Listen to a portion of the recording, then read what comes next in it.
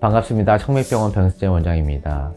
여러분들은 당뇨발에 대해서 얼마나 알고 계신가요? 우리나라에서 당뇨 유병률은 전 국민의 약 10% 정도가 되고요.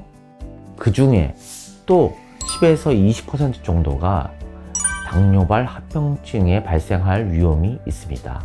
그런데 당뇨발 합병증 환자의 약 10에서 20%는 발절단의 위험이 있다고 알려져 있습니다. 그래서 오늘은 이러한 당뇨발의 증상, 치료, 예방하는 방법까지 상세하게 말씀드리겠습니다. 일반적으로 당뇨를 오래 앓고 계시는 분들이 말초 발에 생기는 합병증은 크게 혈관병증과 신경병증으로 나눌 수가 있습니다. 이 두 가지 원인에 의해서 발과 다리에 저리고 감각이 이상해지며 발바닥이 건조해지고 갈라지며 감염이나 궤양, 괴사가 발생하는 모든 합병증들을 통틀어서 당뇨발 합병증이라고 이야기합니다. 즉시 병원에 가야 할 당뇨 환자의 발 증상은 상처가 낫지 않는 발을 가졌던 경우, 발적이 동반한 염증이 있는 경우, 고름이 있는 상처가 있는 경우, 차갑고 검게 변한 상처가 있는 경우에는 바로 병원에 가셔야 됩니다. 하지만 초기 말초신경병증이나 말초혈관병증이 있는 경우에는 전문의의 치료를 초기 받으시는 것이 중요합니다. 일단 병원에 오시면 우선 발 상처를 면밀히 관찰합니다. 상처를 소독하고 세균 가문 여부를 조사하게 됩니다. 그 후 이분의 혈관 상태가 어떤지를 손으로 촉진을 하고 초음파로 확인하면서 체크하고요. 만약에 이분의 피검사에서 신장 기능이 괜찮았다면 혈관 CT를 이용해서 정확한 혈관 상태를 체크하고요. 치료 계획을 수립하게 됩니다. 당뇨 환자 중에 발에 상처가 있으시고 궤양이나 괴사가 있는 분들은 대부분 혈관이 막혀 있거나 심하게 좁아져 있습니다. 그래서 상처 쪽으로 피가 충분히 가지 못하기 때문에 괴사가 진행되는 경우가 많이 있습니다. 실제로 환자들 중에 궤양이 있어서 절단을 했는데 상처가 더 악화되면서 계속 절단면이 올라가야 되는 경우가 있습니다.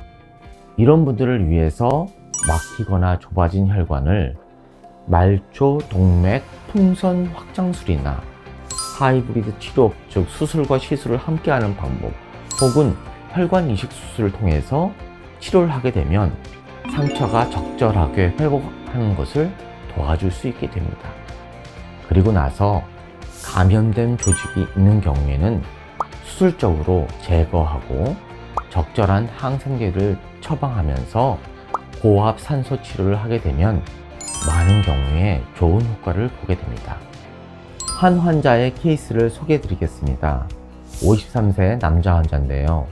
4개월간 다른 병원에서 양측 발의 궤양으로 입원 치료를 했으나 효과가 없어서 내원하셨습니다. 양측 다리에 혈관의 폐색을 동반한 상태여서 스텐트와 풍선을 이용해서 발까지 개통시켰습니다. 그리고 나서 정성스럽게 소독과 산소 치료를 했는데요. 환자의 상태가 깨끗해지고 좋아졌습니다. 그래서 인근의 정형외과로 다시 보내서 피부 이식을 시행하고 환자는 다리 절단 없이 회복하셨습니다. 보통 풍선 확장술은 2-3개월 정도의 개통 유지 기간을 가지기 때문에 반복적으로 치료가 요하는 경우가 많이 있습니다. 하지만 그 기간 동안 환자의 대부분의 상처가 회복할 수 있다는 장점이 있습니다. 이런 당뇨발 합병증은 조기 발견, 적절한 의료진의 성심 있는 치료가 중요합니다. 그리고 그보다 더 중요한 것은 환자 자신이 혈당 관리와 금연, 그리고 발 관리를 하는 것입니다. 당뇨가 있으신 분들은 매일 저녁 미지근한 물로 씻고 완전히 건조한 후에 거울로 발을 면밀히 살펴야 됩니다.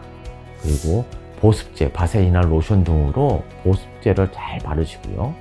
갈라진 곳이 없게 관리하는 것이 중요하겠습니다. 어떠한 질병이든 합병증으로 진행되기 전에 미리 관리하고 예방하는 것이 가장 중요하다는 것을 명심하시기 바랍니다. 지금까지 22년간 대학에서 수술과 시술을 하고 우리나라의 하이브리드 치료를 보급한 혈관지킴이 청래병원 변승재 원장이었습니다. 감사합니다.